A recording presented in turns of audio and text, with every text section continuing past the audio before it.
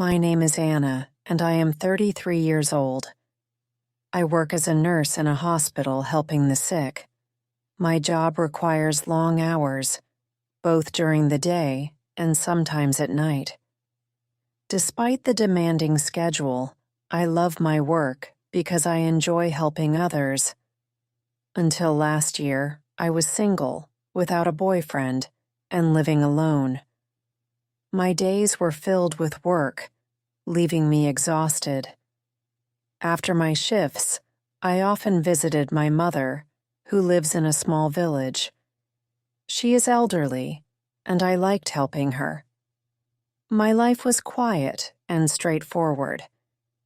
Everything changed when a new doctor named Michael joined our hospital. Michael, who is 31 years old, is 2 years younger than me. He is very handsome, tall, with brown hair and blue eyes, and always smiling. His friendly and kind nature made him well-liked among all the nurses. Initially, I believed Michael wouldn't notice me. I'm not very slim, just an ordinary woman without fancy clothes or long, beautiful hair. I didn't think someone like him would be interested in me, but then Michael started talking to me, always showing kindness, asking how I was doing, and smiling at me daily. I was surprised. One day, Michael offered me a ride home, and I accepted. During the drive, we talked about work, our lives, and our families. I felt happy talking to him because he was easy to converse with. After that, he often drove me home, sometimes bringing me coffee or tea at work. We would sit together during lunch and chat. Gradually, I began to like him more and looked forward to seeing him each day. One weekend, Michael asked if I wanted to see a movie.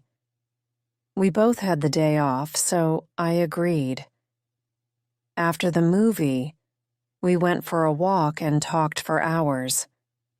I felt incredibly happy and thought maybe Michael liked me as much as I liked him. However, a few days later, he told me something shocking. He was married. I was stunned. Michael explained that he had been married for 5 years to a woman named Laura. They didn't have children, and he wasn't happy in his marriage.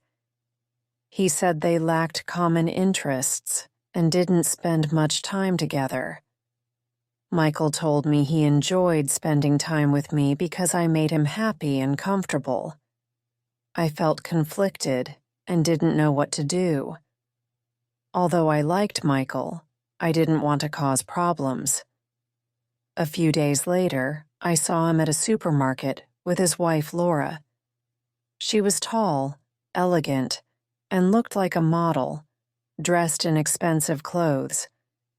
They were laughing and seemed happy. I left the supermarket quickly, feeling sad and confused. That night I couldn't sleep, thinking about Michael and his wife. The next day, I told Michael we needed to talk.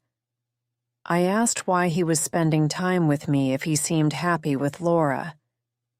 He confessed that he wasn't happy and felt alive when he was with me. I decided I needed space and told him so. Over the next few days, I reflected on everything and talked to my best friend, Sarah. She reminded me that I deserve someone who can be fully committed to me. Her words resonated, and I knew I had to prioritize my own happiness.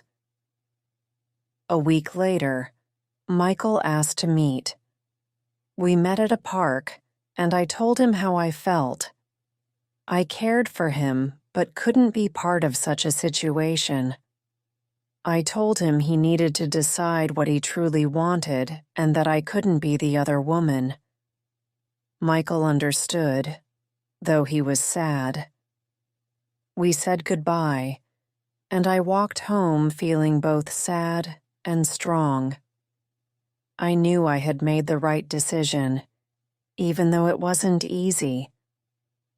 Life is full of difficult choices, but sometimes we must choose what is best for ourselves.